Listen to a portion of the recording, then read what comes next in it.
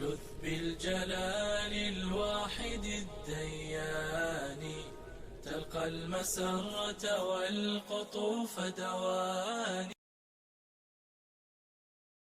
الرحیم الف لام میم تلک آیات الکتاب الحکیم هدى ورحمة للمحسنین الذين يقيمون الصلاة ويؤتون الزكاة وهم بالآخرة هم يوقنون أولئك على هدى من ربهم وأولئك هم المفلحون. صدق اللہ مولانا العظیم.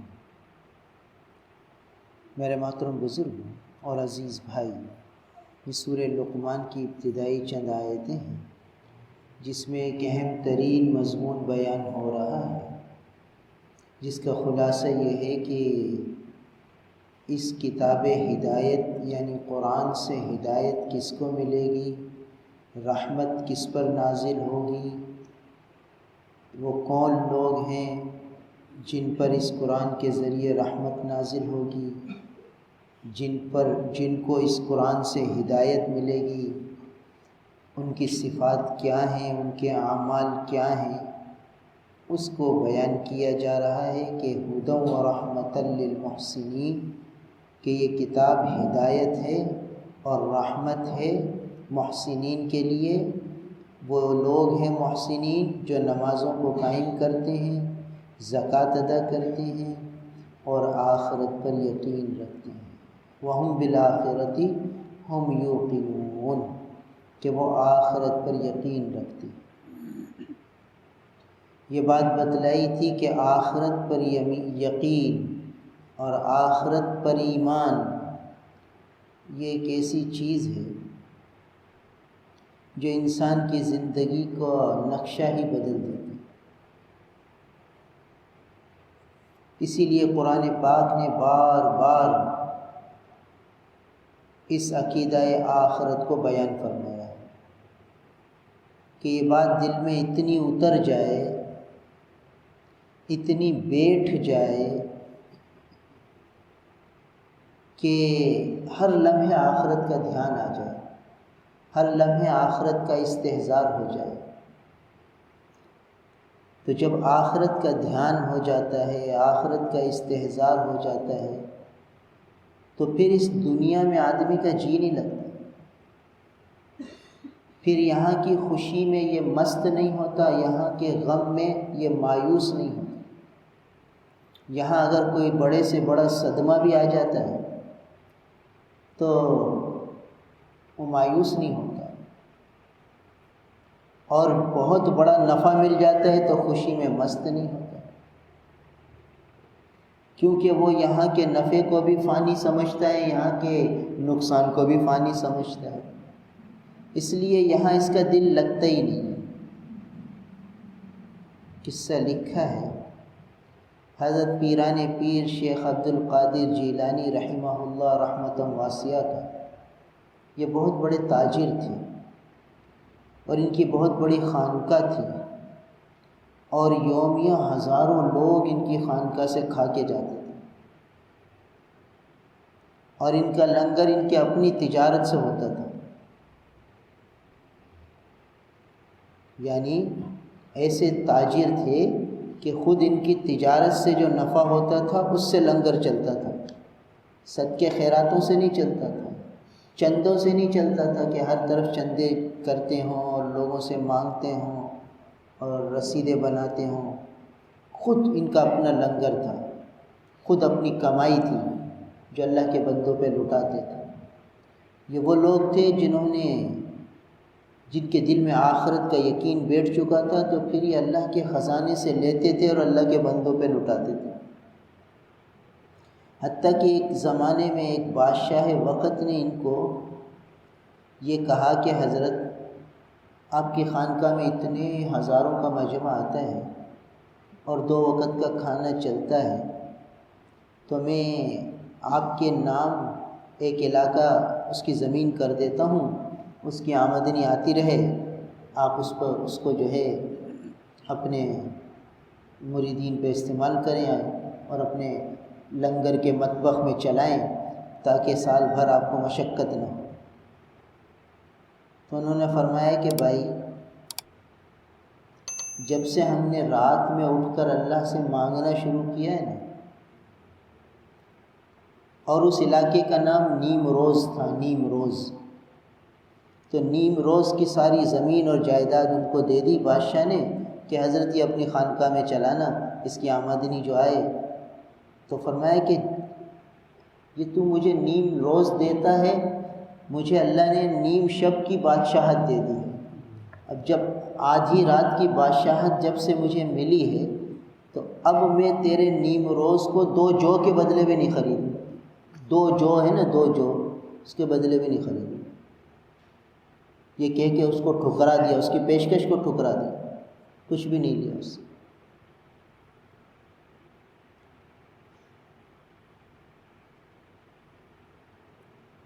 کسی پہ قصہ یاد آیا، ایک شخص تھا، اس کی ایک بہت حسین و جمیل باندی تھی، ایسی خوبصورت باندی اور بہت قیمتی، حسن و جمال کی پیکر، اور ایسی تھی کہ جو اسے دیکھتا اس پر عاشق ہو جاتا۔ ایک دن ایک اللہ والے جا رہے تھے، یہ باندی بھی اپنے آقا کے ساتھ جا رہی تھی، تو باندی کو یہ زعم تھا کہ جو مجھ پر ایک نگاہ ڈال لیتا ہے میرا عاشق ہو جاتا ہے، اور وہ کروڑوں کی میری ویلیو لگاتا ہے، میرا آقا اسے بیچتا ہی نہیں ہے، تو چلو اس فقیر سے بھی کچھ مستی کر لیں، کچھ مذاق کر لیں۔ تو وہ آگے بڑھی اور ان بزرگ سے کہنے لگی کہ آپ مجھے دیکھیں۔ تو انہوں نے تو نگاہ نیچے رکھی ہوئی تھی، کہ کیا حاجت ہے، کیا ضرورت ہے، کیا سوال ہے؟ تو اس نے اپنی حاجت، جو بری خواہش تھی، وہ ظاہر کی۔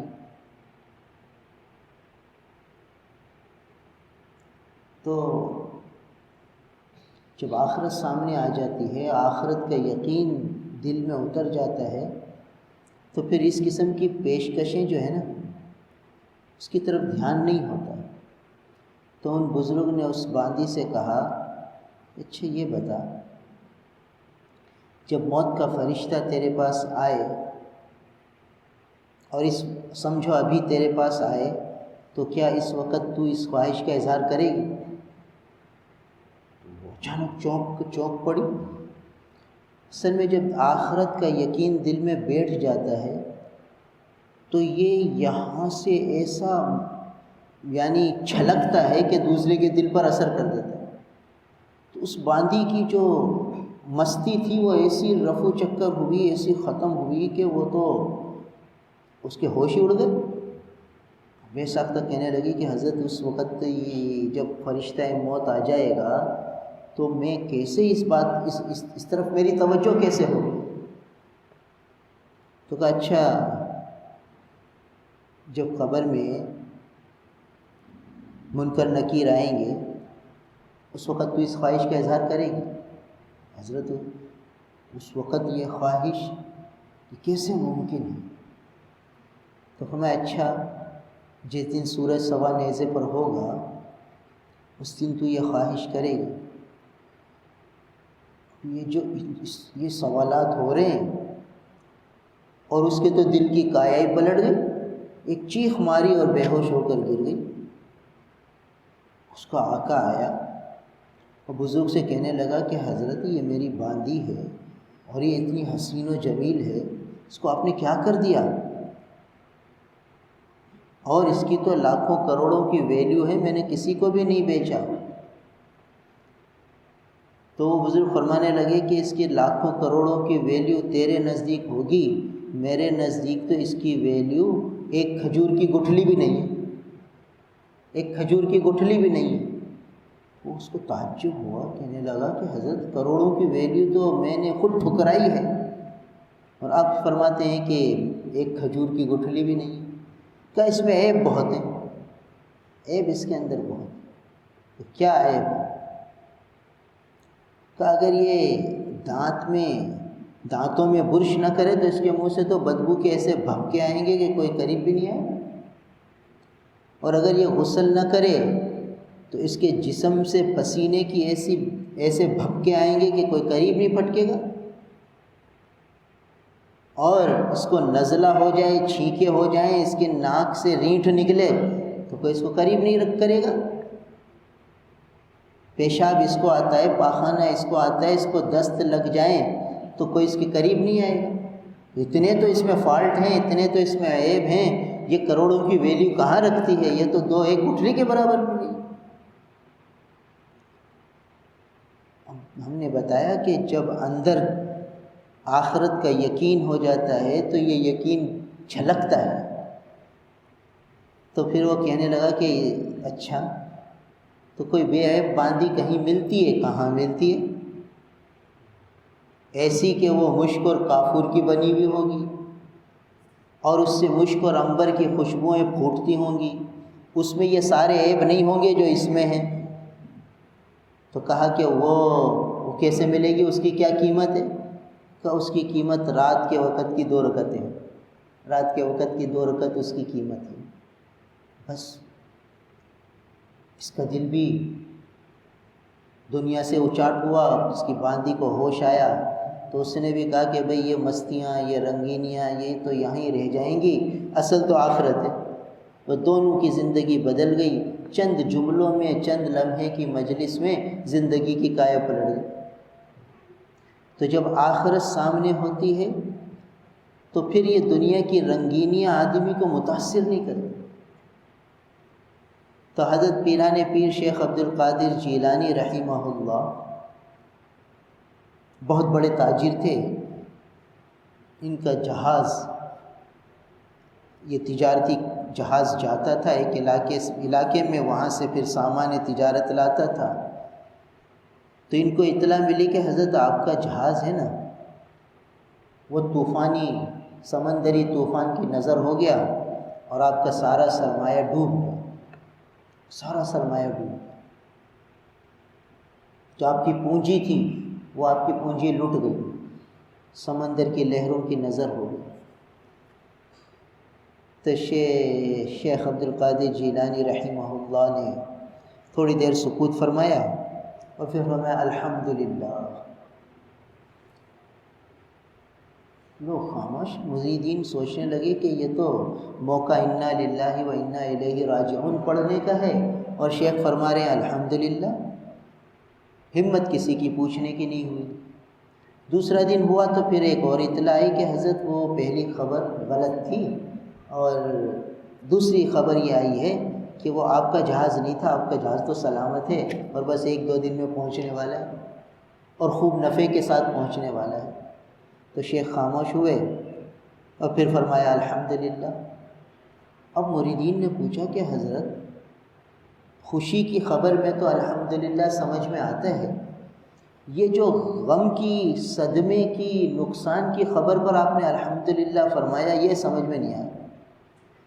تو فرمایا کہ اصل میں بات یہ ہے کہ جب مجھے اس نقصان کی خبر ملی تو میں نے اپنے دل کا جائزہ لیا کہ میرے دل پہ کوئی تغیر تو نہیں ہے، تو میں نے دیکھا تو اللہ کا شکر ادا کیا کہ کوئی تغیر نہیں ہے، اس نقصان پر مجھے کوئی صدمہ نہیں، میرے دل پر اس کا کوئی اثر نہیں ہوا۔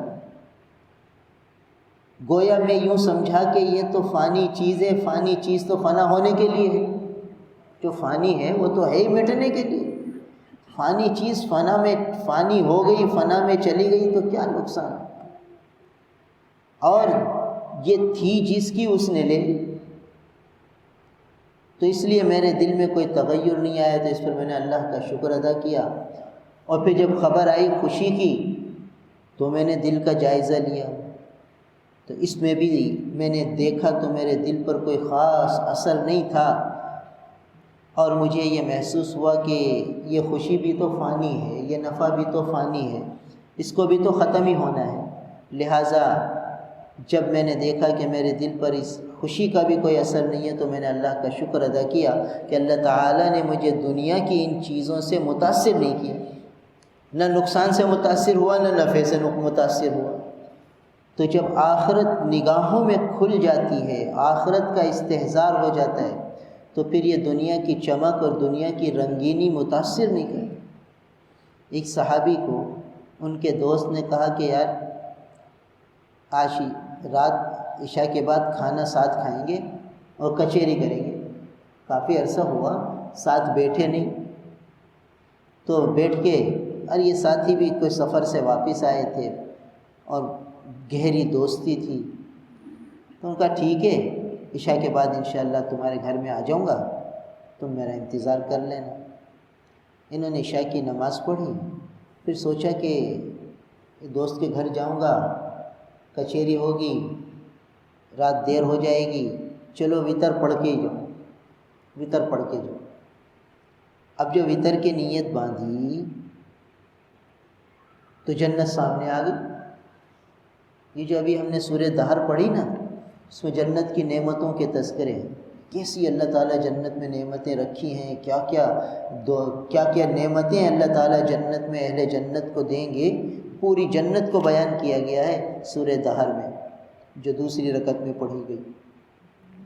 تو بس انہوں نے جو وتر کی نیت باندھی تو یہ جنت والی آیتوں میں گم ہو کے رہ گئے، اور ایسے مشغول ہوئے کہ نہ انہیں دوستوں کی کچہری یاد رہی، نہ دوستوں کی دعوت یاد رہی، نہ کچھ اور یاد رہا۔ اور صبح جب فجر کی اذان آئی تو ہوش آیا کہ ارے جلدی سے وتر پورے کیے۔ فجر کی نماز میں وہ دوست ذرے ناراضگی کے اظہار کے ساتھ کہ یار جب تمہیں نہیں آنا تھا تو منع کر دیتے، تمہاری وجہ سے میں انتظار کرتا رہا، کیوں نہیں آئے تم؟ پہلے تو انہوں نے کہا کہ ٹالنا چاہا، انہوں نے کہا نہیں تمہیں میں قسم دیتا ہوں تم بتاؤ کیوں نہیں آئے۔ کہا بھائی بات یہ ہے کہ اب تم نے قسم بھی دے دی ہے اور تمہارا حق بھی ہے کہ میں تمہیں بتاؤں۔ اصل بات یہ تھی کہ یہ بتانے کی تھی نہیں، یہ بات بتانے کی نہیں تھی، مگر چونکہ میری وجہ سے آپ کو اذیت ہوئی ہے تو مجھے بتانا ہی پڑے گا کہ بات یہ ہے کہ میں نے سوچا تھا کہ تمہارے گھر جاؤں گا تو میں نے سوچا وتر پڑھ کر ہی چلا جاؤں، پھر بعد میں دیر ہو جائے گی، وتر کی ہمت ہو نہ ہو۔ تو جب میں نے وتر کی نیت باندھی نا تو جنت سامنے آ گئی، اور وہ ایسی سامنے آئی کہ جب فجر کی اذان مؤذن نے دی تو مجھے ہوش آیا کہ میں کہاں۔ تو اس لیے نہ مجھے تمہاری دعوت کا ہوش رہا، نہ تمہاری مجلس کا ہوش رہا، نہ کچہری کا ہوش رہا، کچھ ہوش ہی نہ رہا، اور جنت میں گم ہو کے رہ گیا تھا۔ اس لیے میں معافی چاہتا ہوں کہ میری وجہ سے آپ کو اذیت ہوئی، انتظار کی زحمت ہوئی۔ تو جب آخرت سامنے ہوتی ہے تو پھر دوستوں کی مجلس بھی یاد نہیں رہتی۔ آج تو ہم دوستوں کی گیدرنگ کی خاطر نماز بھی چھوڑ دیتے ہیں، جماعت بھی چھوڑ دیتے ہیں، حتیٰ کہ ہوٹلوں میں بیٹھے بیٹھے ہماری نمازیں قضا ہو جاتی ہیں، جماعت نکل جاتی ہے۔ بھی کیا کریں کہ یہ مجلس ایسی ہے کہ اب چائے بھی تیار ہے، ساری چیزیں تیار ہیں، اب یہ مجلس چھوڑ کے نماز کو کیسے جائیں؟ کیونکہ آخرت سامنے نہیں ہے، تو اس مجلس میں مزہ آتا ہے، اور جن کے سامنے آخرت ہوتی ہے پھر ان کے سامنے یہ دنیا کی رنگینیاں، دنیا کی خواہشیں کوئی حیثیت ہی نہیں رکھتی۔ حضرت عبداللہ بن رواحہ رضی اللہ تعالیٰ عنہ کا قصہ لکھا ہے کہ بیٹھے ہوئے تھے اور خوبصورت بیوی ان کی بہت حسین و جمیل ان کے پاس بیٹھی ہوئی تھی، تو اچانک ایک آیت ان کی زبان سے نکلی، وَإِن مِّنكُمْ إِلَّا وَارِدُهَا وَإِن مِّنكُمْ إِلَّا وَارِدُهَا۔ بس یہ آیت پڑھی اور آنکھوں سے آنسو جاری ہو گئے، اور اتنے آنسو کہ ہچکیاں بندھ گئی۔ یہاں حسین و جمیل بیوی بیٹھی ہے اور بیوی کی طرف کوئی توجہ نہیں اور ہچکیوں سے رو رہے۔ تو بیوی بھی آخر نیک خاتون تھی، شوہر کو روتا دیکھ کر اس کا بھی دل پسیج گیا اور یہ بھی رونے بیٹھ گئی اور اس کی بھی ہچکیاں بندھ گئی۔ تو حضرت عبداللہ ابن رواحہ رضی اللہ تعالیٰ عنہ بیوی سے پوچھنے لگے کہ بھئی تو کیوں رو رہی ہے؟ کہنے لگے جس وجہ سے آپ رو رہے ہیں، آپ کو روتا دیکھ کر میرا دل بھی رقت میں آ گیا، مجھے بھی رونا آ گیا۔ فرمایا بھئی میں تو اس لیے رویا کہ میرے زبان سے قرآن پاک کی یہ آیت نکل گئی کہ وہیں منکم الا واردھا، کہ ہر ایک کو وہاں سے گزرنا ہے۔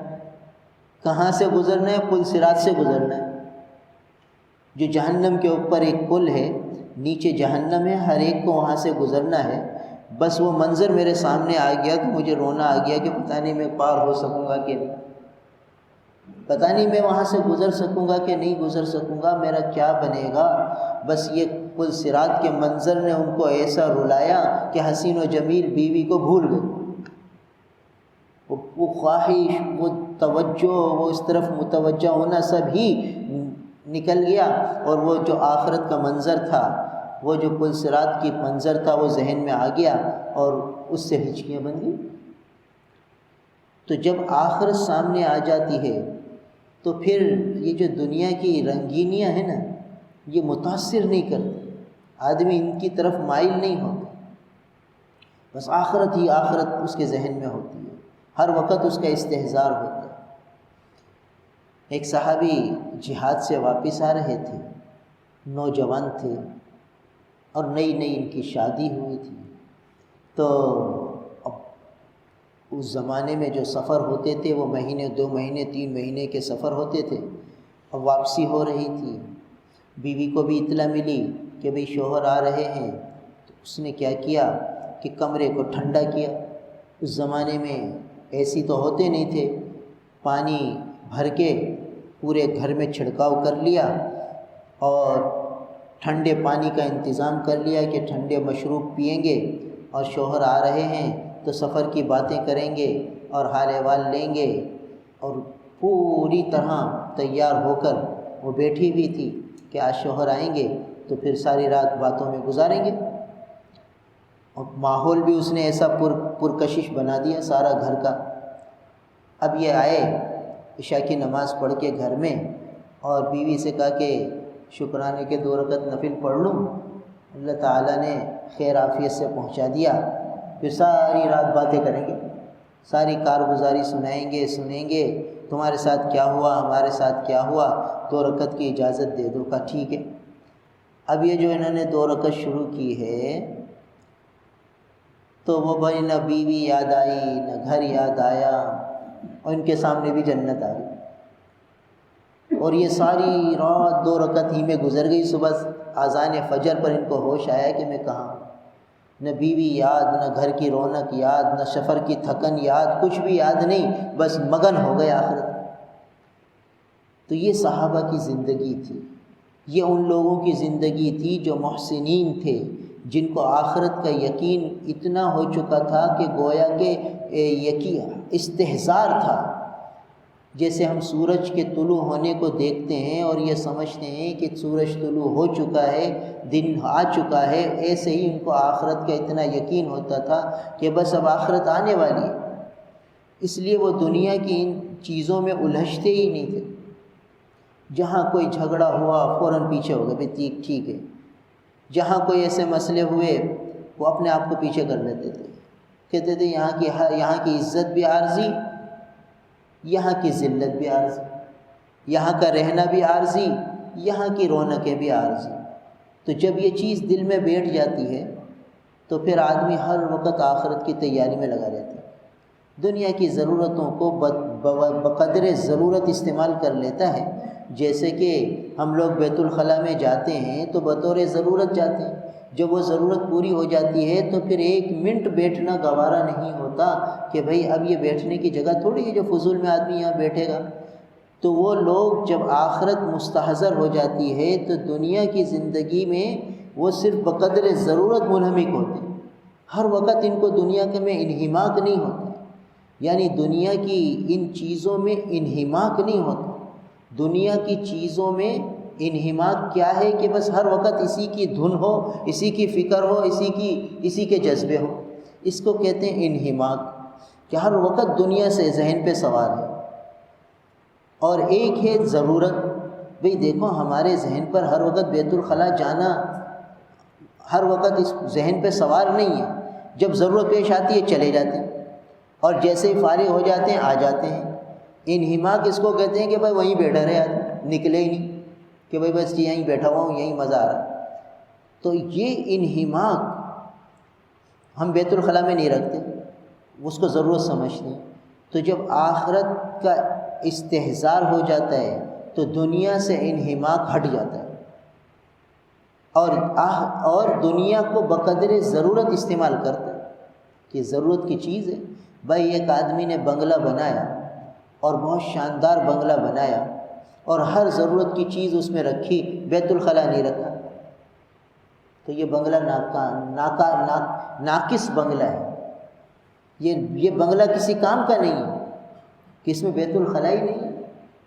تو یہ جو سارے بنگلے کی زینت اس کی ختم ہو گئی۔ یہ بنگلہ کس کام کا جس میں بیت الخلاء نہ ہو؟ تو ساری چیزیں اس میں مہیا ہیں، ہر چیز ہے، بیڈ روم ہے، ساری چیزیں ہیں، مگر بیت الخلاء نہیں، واش روم نہیں۔ تو کہیں گے کہ بھئی یہ تو ناقص ہے، نامکمل ہے۔ کیوں کہ ایک ضرورت کی چیز یہاں مہیا نہیں کی گئی ہے۔ تو ایسے ہی دنیا میں ہم آ گئے تو دنیا کی جو ضرورتیں ہیں، یہاں بیوی، یہاں بچے، یہاں مکان، یہاں تجارت، یہاں ملازمت، یہ سب چیزیں یہاں کی ضروریات ہیں، اور ان ضروریات میں لگنا یہ بھی شریعت کا ہی حکم ہے، مگر اس میں منہمک ہونا یہ غلط ہے۔ اس انہماک سے روکا گیا ہے کہ بھئی اس میں منہمک نہ ہو جاؤ کہ ان چیزوں کو اتنا سر پہ سوار کر لو، اتنا سر پہ سوار کر لو کہ بس اسی کو سب کچھ سمجھ لو۔ جیسے کہ آج ہم لوگوں نے اسی دنیا کو سب کچھ سمجھ لیا اور آخرت کو بس دوسرے درجے میں رکھ لیا کہ ہاں بھئی ہے تو صحیح، ایمان تو لائے ہیں، آخرت کی زندگی بھی ہے، مگر وہاں دیکھیں گے، وہاں جو بھی ہوگا دیکھ لیں گے بھئی، یہ سوچ کر اپنے آپ کو تسلی دے لیتے ہیں۔ تو یہ جو محسنین ہیں ان کی صفت بیان کی جا رہی ہے کہ وَهُمْ بِالْآخِرَةِ هُمْ يُوقِنُونَ، کہ وہ لوگ آخرت پر یقین رکھتے ہیں، پورا ان کو یقین ہوتا ہے کہ آخرت کی زندگی ہے اور وہ لا فانی ہے، لا زوال ہے، کبھی نہ ختم ہونے والی ہے، اور اسی کی تیاری کے لیے ہم اس دنیا میں آئے۔ وَمَا خَلَقْتُ الْجِنَّ وَالْإِنسَ إِلَّا لِيَعْبُدُونَ، کہ ہم نے انسان اور جنات کو اپنی بندگی کے لیے پیدا کیا ہے۔ لا نسألک رزقا نحن نرزقک، رزق ہم آپ سے کموانا نہیں چاہتے، رزق تو ہم تمہیں دیں گے۔ والعاقبۃ للتقوی، جو اچھا انجام ہے وہ متقین کا ہے، تقوی والوں کا ہے۔ تو قرآن نے تفصیل بتا دی ہے، ہر چیز کی وضاحت کر دی ہے۔ اب بھائی ہمارے اوپر ہے کہ ہم کیا کرتے ہیں۔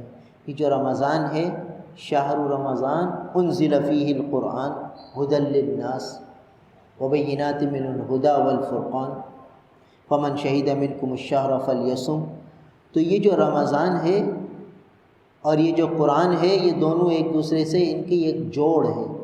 تو رمضان کے مہینے میں اگر ہم نے قرآن پاک سے دل لگایا، قرآن پاک سے انسیت حاصل کی، قرآن سے تعلق جمایا، قرآن میں انہماک کیا، ہر وقت قرآن کو سر پہ سوار کر لیا، صبح اٹھ رہے ہیں قرآن پڑھ رہے ہیں، رات سو رہے ہیں قرآن پڑھ رہے ہیں، ہر وقت قرآن کی دھن اپنے اوپر سوار کر لی، تو گویا کہ بھائی رمضان کے پورے انوار برکات کو ہم کیچ کر لیں گے اور سیو کر لیں گے اور چارج کر لیں گے۔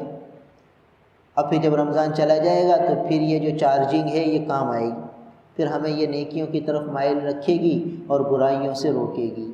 اور اگر آج ہم نے قرآن میں انہماک نہ کیا تو ایک مہینہ بہت تیزی سے گزرتا جا رہا ہے، آدھا مہینہ پلک جھپکتے میں گزر گیا، 15 دن رمضان کے ہاتھ سے چلے گئے، عشرۂ رحمت تو اتنا دور ہوا کہ 5 دن اور آگے چلے گئے، عشرۂ مغفرت بھی آدھا ہو گیا۔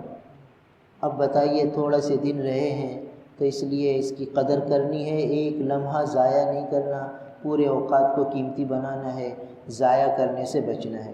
آج اللہ تعالیٰ نے جمعہ کا دن دے دیا، جمعہ کے دن سورہ کہف کا اہتمام، صلاۃ التسبیح کا اہتمام، کم از کم 1000 درود شریف کا اہتمام۔ رسول اللہ صلی اللہ علیہ وسلم سے عشق اور محبت کا تقاضا یہ ہے کہ آج ہم کثرت سے درود شریف پڑھیں، کہ ہمارے پیارے آقا نے تعلیم فرمائی ہے، تاکید فرمائی ہے کہ جمعہ کے دن کثرت سے درود شریف پڑھنا، اور اول وقت میں مسجد میں آنے کا اہتمام ہو، اور اول وقت میں مسجد میں آ کر ہم اعمال میں لگ جائیں، درود شریف میں لگ جائیں، اور عصر سے مغرب تک کوشش کریں مسجد میں رہیں اور درود شریف کا اہتمام کریں، اور دعاؤں میں لگیں کہ یہ گھڑیاں مقبولیت کی گھڑیاں ہیں، قبولیت کی گھڑیاں ہیں۔ تو جمعے کے دن کو کیش کرنا ہے، جمعے کے دن کو کمائی کا ذریعہ بنانا ہے، ضائع نہیں کرنا۔ تو فرمایا کہ وَهُمْ بِالْآخِرَةِ هُمْ يُوقِنُونَ أُولَٰئِكَ عَلَىٰ هُدًى مِّن رَّبِّهِمْ، یہی لوگ ہدایت پر ہیں اپنے رب کی طرف سے، وَأُولَٰئِكَ هُمُ الْمُفْلِحُونَ، اور یہی لوگ فلاح پانے والے ہیں، کامیاب ہونے والے ہیں۔ اللہ تعالی ہم سب کو عمل کی توفیق دے۔ ربنا تقبل منا انك انت السميع العليم وتب علينا انك انت التواب الرحيم۔ اللهم انا نسألك العافية ونسألك دوام العافية ونسألك تمام العافية ونسألك الشكر على العافية۔ اللهم آت محمدا الوسيلة والفضيلة وابعثه مقاما محمودا الذي وعدته۔ اللهم صل على محمد وعلى آل محمد كما صليت على إبراهيم وعلى آل إبراهيم إنك حميد مجيد۔ اللهم بارك على محمد وعلى آل محمد كما باركت على إبراهيم وعلى آل إبراهيم إنك حميد مجيد۔ سبحان ربك رب العزة عما يصفون والسلام على المرسلين